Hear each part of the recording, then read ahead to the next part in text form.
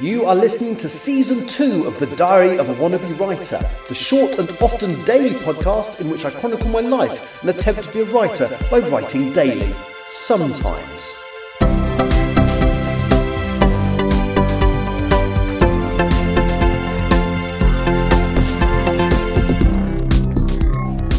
Hello, today is Thursday the 5th of June 2025 and you're listening to The Diary of a Wannabe Writer. And you probably weren't expecting me here today because I did say yesterday that I wouldn't do one today. But then just after I'd uploaded the podcast, I remembered that I'd said I wanted to try and do one every day this month. So I can't do both.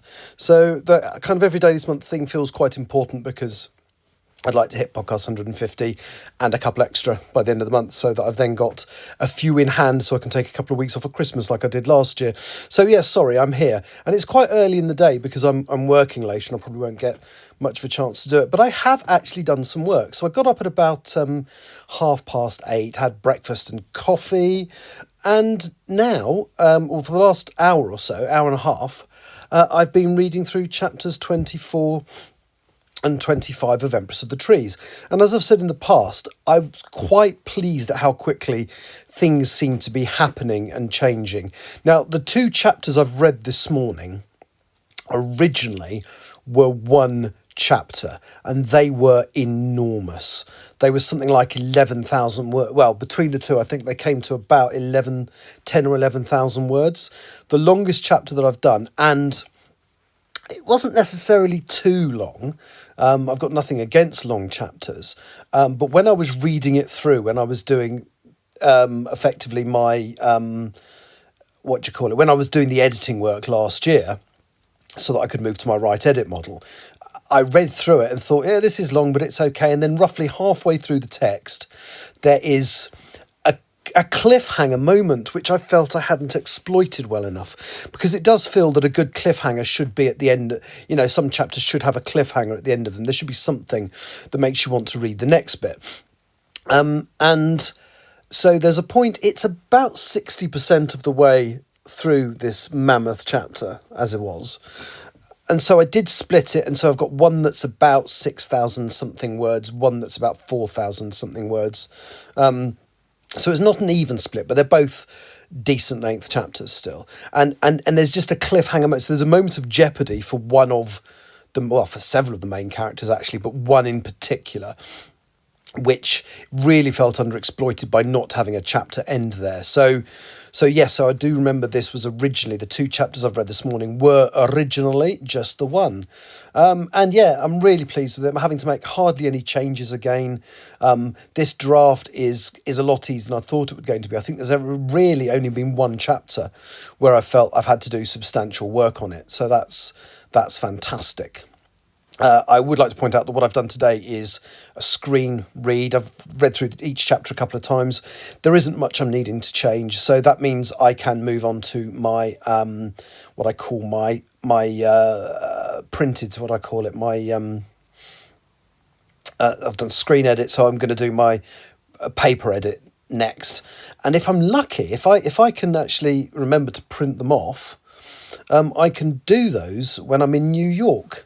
Because I'm in New York, so today I'm flying to Sicily and back, and I won't get home till just gone midnight, and then tomorrow I'm flying to New York, but I don't even start work till I think it's 6 p.m, so the flight isn't till close to 8 o'clock, which means we'll arrive in New York about 10 p.m. local time, so it'll be late, so I'll probably go straight to bed, and then do a bit of work in the morning. See if I can get any of these chapters signed off. From memory, the hotel in New York, assuming it's the one I think we're in, because we have two in New York, assuming it's the one I think we're in, I should be able to do a live stream. Definitely be able to do a podcast as well. So that's cool. And then the other thing I've been thinking about is Doctor Who again. So we're in the weirdest situation in terms of Doctor Who that we've been in since it came back, because we don't know when there's going to be a new series. We don't know realistically if there's going to be a new series. And this is exactly what it felt like in 1989 when the series was stealth cancelled. So at the end of the series in 1989, they basically said, Doctor Who will be back next year, but we're just going to hold off making a formal announcement because we feel the show needs, it needs to be right. It needs to be a show that's relevant to the 90s. So we might have to look at maybe how we're going to do that. And they kept delaying the announcement about when the new series was coming until it became apparent there wasn't going to be a new series. And we're not in exactly the same situation now, but it is the first time a series has ended and us not know that there's definitely going to be another one or when, which is quite weird. I mean, the situation is different because we still have the Unit spin-off, The War Between the Land and the Sea, to come. There was a trailer for that at the end of the season 2 finale. It looks quite good, actually. It genuinely looks quite good. But we don't know when it's going to be broadcast. It just says coming soon. But coming soon could mean... Well, I'm hoping, in a way, they hold it off till next year, because then at least there's some Doctor Who content broadcast next year. Because, the thing now is when they decide to start production again, the scripts are largely written, so it's not like we're waiting for that to happen, but it's going to take time to get back into the swing of production. So unless something really rapid happens, there will be no Christmas special this year because they've got 6 months to make it. And like most of the stuff that's been broadcast this year was actually filmed early last year, so more than a year ago. So the turnaround time on these shows is more than a year. So I don't know. I'm hoping we'll get an announcement quite soon. The big thing is going to be, are Disney going to continue to co-fund it? It's still owned by the BBC. Disney just have distribution rights for the current stuff. And they also have distribution rights on The War Between the Land and the Sea because that was part of the deal.